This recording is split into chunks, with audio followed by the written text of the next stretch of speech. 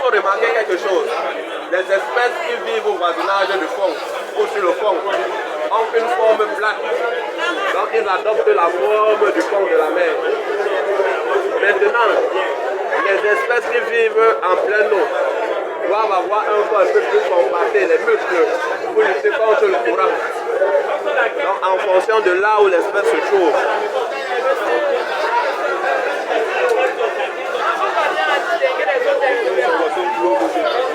L'eau.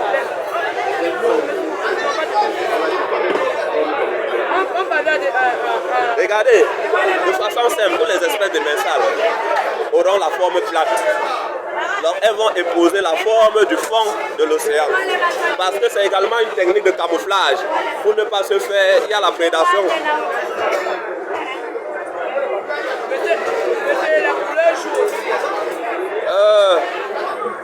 Nous n'allons pas parler de la couleur qui joue, parce que c'est à partir des abysses. Si vous avez vu le schéma du fond marin, nous savons que la couche euphotique se limite à quel niveau? C'est vous qui avez fait le cours, non?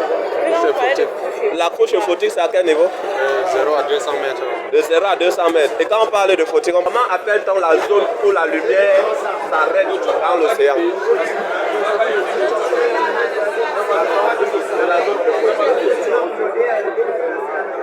Parce que lorsqu'on part dans la classification dans l'océan, on fait la classification en fonction des couches, on fait aussi la classification en fonction de la pénétration de la lumière. Quand vous partez au niveau des abysses, les espèces vont développer ce qu'on appelle la bioluminescence. La bioluminescence, c'est une technique qu'elle va dégager des pigments qu'elle va injecter dans l'eau. Et les autres espèces vont identifier en fonction de ces pigments qu'elles vont injecter dans l'eau.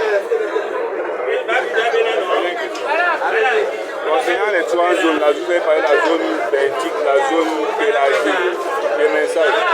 Nous, tu vois, comment on peut dire, un poids de poisson dans chaque zone, ou bien ça diffère, ça ne diffère pas? Ça doit différer. Dans chaque zone, on doit avoir des espèces spécifiques adaptées à la zone. Les espèces de surface, par exemple, on se rend compte que les espèces de surface sont des espèces qui recherchent la couche d'eau riche en oxygène. Plus on descend dans l'océan, plus l'oxygène se raréfie. Il y a la classification horizontale et verticale quand on est en train de faire cette classification des océans. Ok, bon. Nous continuons pour voir s'il y a d'autres espèces.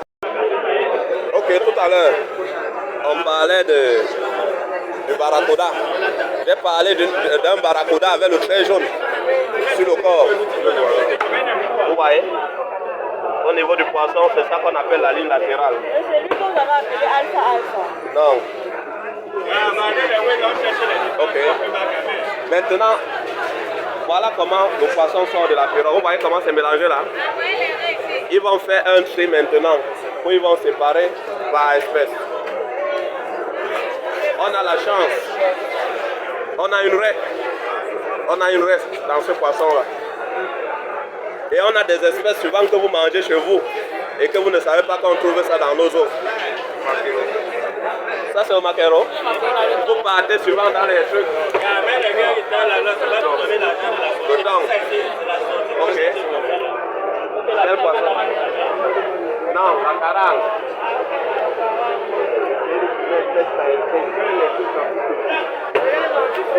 Non, l'espèce, on ne parle pas de l'espèce la plus pêchée parce que la pêche est saisonnière. En fonction des saisons, il y a des espèces qu'on cible. Et maintenant, même en fonction de la technique de pêche utilisée, il y a des espèces qu'on retrouve. Ici, dans le sud, dans les débarcadères de Kribi, la pêche qui cible plus les espèces de mensales. Vous allez voir que dans tout ce qu'on va tourner là, on va trouver plus de dorades, plus de bar et autres. Mais quand on va aller au sud-ouest par exemple, on va trouver les animaux en abondance. J'attire votre attention sur ce poisson-là. Puisque vous voyez souvent ce poisson dans les poissonneries dans vos villes, là où vous vivez. Ça, c'est le thon. C'est une espèce saisonnière. Elle n'est pas permanente sur nos côtes. C'est une espèce saisonnière qui arrive à une période et repart bien après. Donc, maintenant, nous avons les espèces de carangue. Michael, prends un peu un poisson globe là. Tu avances et c'est oui. Les crabes. Ok. Voilà aussi un poisson qui est très bon, mais qui est rempli de poison.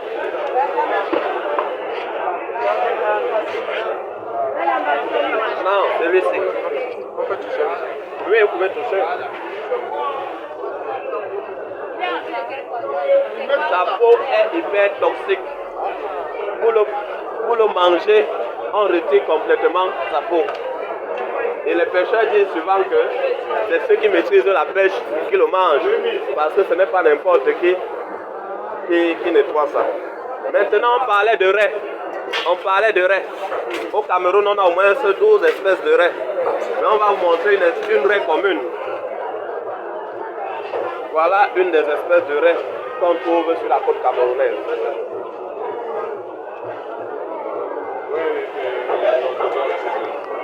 Raie, R-A-I-E. Voilà une carangue. La carangue. La carangue.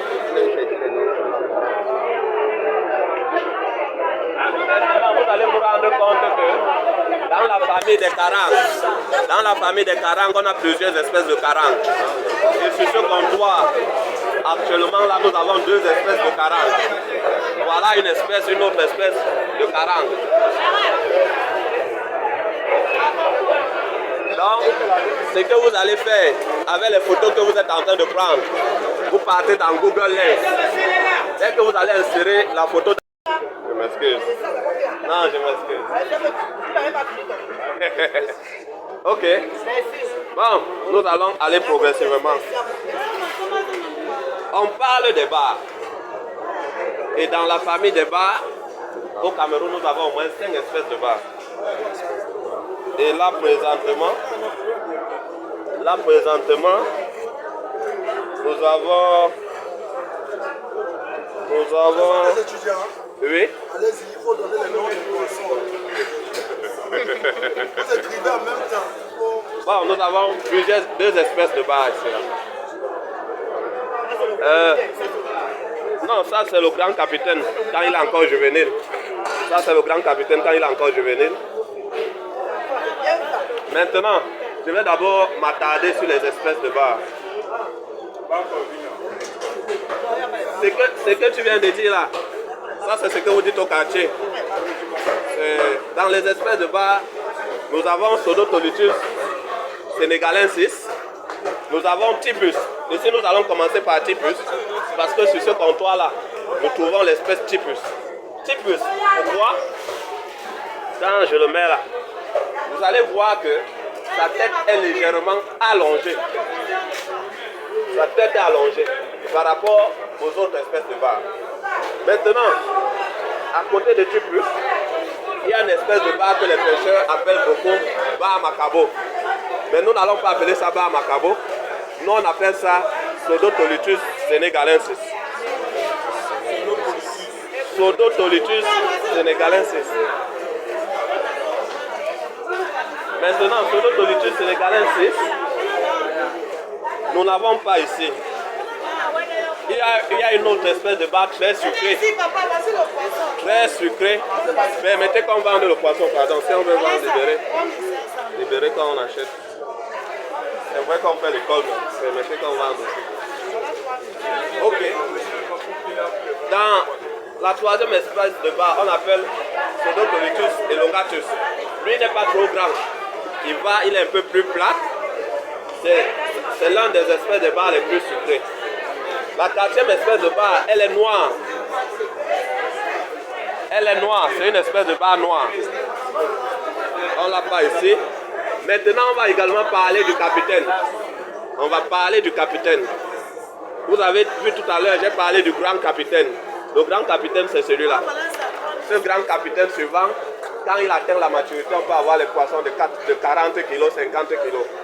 Maintenant, le petit capitaine c'est qui? Le petit capitaine, c'est celui-ci. C'est lui, le petit capitaine. Petit capitaine. Maintenant, dans la famille des capitaines, ils sont trois. Celui-ci, on l'appelle, si je vous donne le nom scientifique, ça sera difficile pour vous d'écrire. Écrivez plutôt le gros capitaine, petit capitaine. Et maintenant, dans la famille des capitaines, il y a un dernier capitaine avec des barbillons. Il a beaucoup de barbillons. Lui, on l'appelle capitaine royal. Capitaine royal, dans tout ce qu'on est en train de voir là, nous n'avons pas la chance de voir le capitaine royal.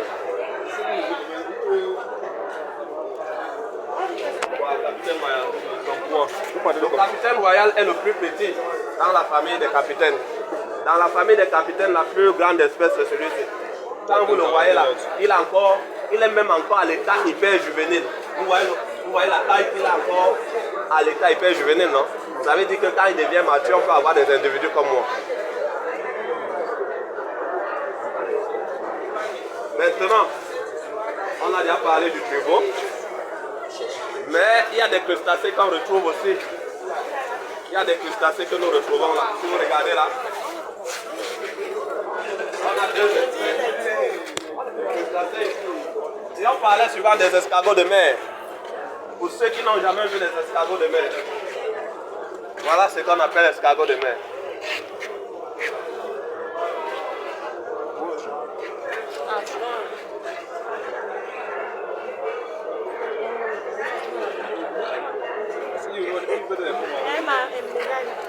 Tu le prends comme italien, tu vas la manger ta mi-franc. Tout à l'heure on a vu ça, non? J'ai donné le nom, c'est quoi? Maintenant, ce qui a donné la valeur à la crevette camerounaise, parce que la crevette camerounaise est l'une des crevettes les plus prisées à l'Union européenne. C'est cette crevette. C'est cette crevette. Le Cameroun a une des espèces de crevettes les plus grosses au monde. Maintenant, en 2004, le Cameroun a eu un problème sur ces crevettes parce que le Cameroun importait ces crevettes dans l'Union européenne. Et l'Union européenne a dit que le Cameroun ne doit plus importer les crevettes dans l'Union européenne. Pourquoi? Parce qu'il y a eu une défaillance au niveau de la chambre froide de Douala où les crevettes étaient censées entrer dans des conteneurs pour rejoindre l'Union européenne. L'Union européenne a donc suspendu l'entrée des crevettes camerounaises vers l'Union européenne. Sauf que, actuellement, on se rend compte que les mêmes crevettes camerounaises qui avaient été refoulées reviennent à l'Union européenne à travers les bateaux chinois. Si on était au niveau de la pêche industrielle, je vous parlerai de ce que la Chine fait et des bateaux de pêche industrielle chinois sur les eaux camerounaises. Donc, actuellement, là, nous avons deux espèces de crevettes de mer. Nous avons des espèces, quand on parle de crevettes roses, vous êtes là, de ces deux espèces de crevettes, quelle est la crevette rose, selon vous? C'est celle qui est rose.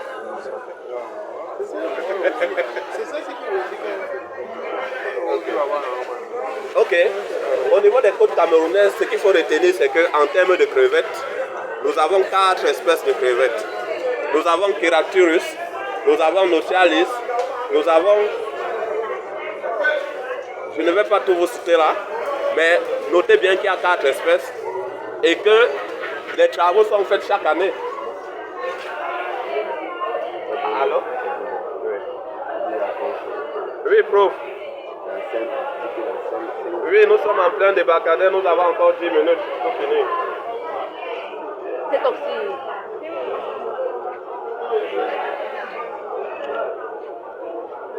C'est toxique, ça pique. Vous voulez quelle espèce? Parce que le poisson se vend en fonction de l'espèce.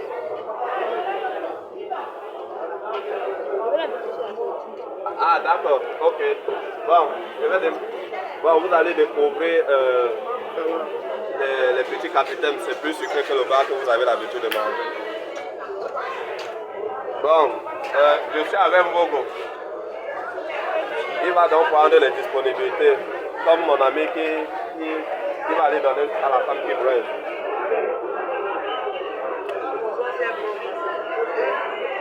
Oui, c'est plus facile ici, sauf si vous proposez qu'il y a un autre endroit. Ok, nous allons finir avec les crabes. Nous allons finir avec les crabes. Tout le monde à Douala est mange. Ok. Bon, nous allons parler des crabes. Ça, c'est l'une des espèces de crabes qu'on retrouve le plus. Mais il y a au moins 5 ou 6 espèces de crabes comestibles. Comestibles. Quand souvent vous mangez, vous dites que je vais manger la sauce gombo avec les crabes. C'est ça là. Bon. Maintenant.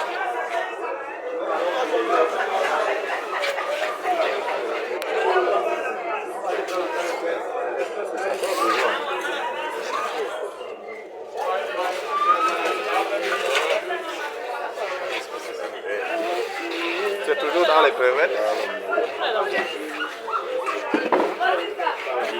Ok. Vous avez encore une chance ici.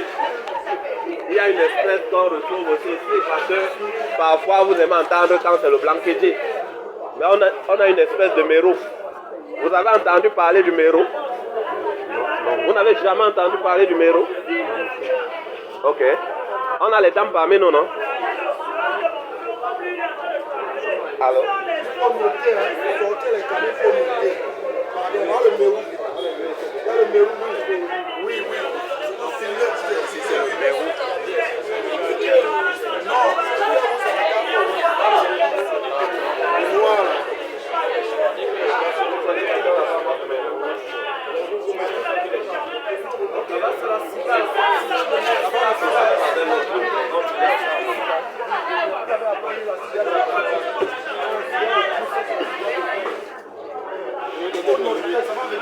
Ok, bon. Moi je reviens sur le mérou. Je vais parler du mérou. Sur la côte camerounaise, nous avons au moins 5 espèces de mérou. Mérou, M-E-R-O-U, mérou.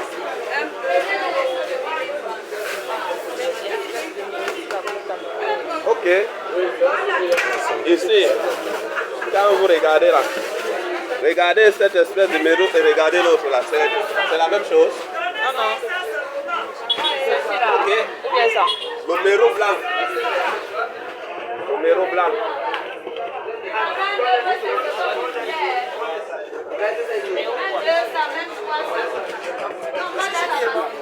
Voilà le blanc là-bas. Donc, je pense que nous avons fait le tour. Nous allons voir les crevettes. Nous partons dans la rangée des crevettes.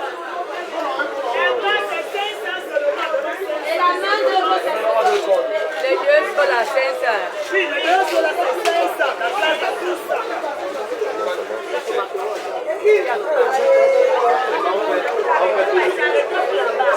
Ok.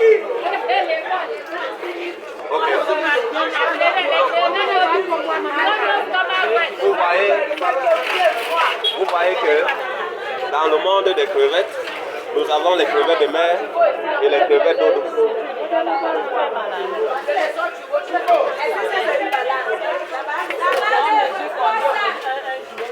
Donc, vous allez vous rendre compte que les crevettes d'eau douce sont plus petites.